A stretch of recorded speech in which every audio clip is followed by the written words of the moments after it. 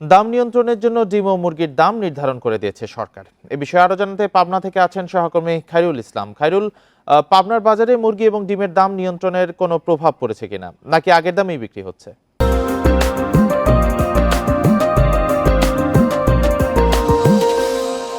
আসলে আপনি জানেন যে গত এক সপ্তাহ আগে থেকে পাবনার বিভিন্ন বাজারে কিন্তু ডিম এবং মুরগির দাম প্রতি কেজিতে কিন্তু 10 টাকা বৃদ্ধি পেয়েছে। আর ডিমের প্রতি ডজন ডিমে কিন্তু 12 থেকে 18 টাকা দাম বৃদ্ধি পেয়েছে।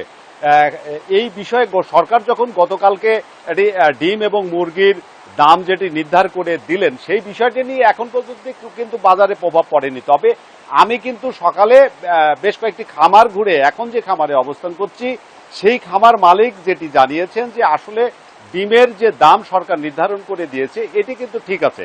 এবং সোনালী মুরগি আপনি জানেন যে 3 ধরনের সোনালী মুরগি, যে সরকার যেটি দাম নির্ধারণ করেছে ক্লাসিক সোনালী, সেটার দাম কিন্তু এখন বর্তমান বাজারে 290 থেকে 300 টাকা দরে বিক্রি হচ্ছে। অর্থাৎ প্রতি ডজন ডিমে কিন্তু এখন যেভাবে দাম পাচ্ছেন খামারিরা এবং মুরগির দাম যেটা পাচ্ছেন, এটা তাদের পোষাচ্ছে। কারণ তারা বলছেন যে এমনিতে উৎপাদন খরচ তাদের বেশি, খাদ্যদ্রব্য থেকে শুরু করে বাচ্চা থেকে শুরু করে ওষুধ থেকে শুরু করে সব পণ্যেরই দাম আসলে আকাশ ছোঁয়া। যে কারণে সরকার যে দাম নির্ধারণ করে দিয়েছে এই দর তারা এই দামে তারা খুশি। তবে এই দাম যদি সঠিক থাকে এবং সেই দামটি যদি তারা পেয়ে থাকে তাহলে কিন্তু তারা লাভবান হবেন, এমনটি কিন্তু তারা জানিয়েছেন। তবে তারা অভিযোগ করছেন যে তাদের থেকে কম দামে বিক্রি করে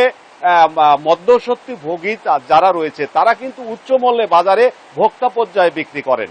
এই বিষয়গুলো কিন্তু তদারকি হওয়া দরকার বলে খামারিরা কিন্তু মনে করছেন।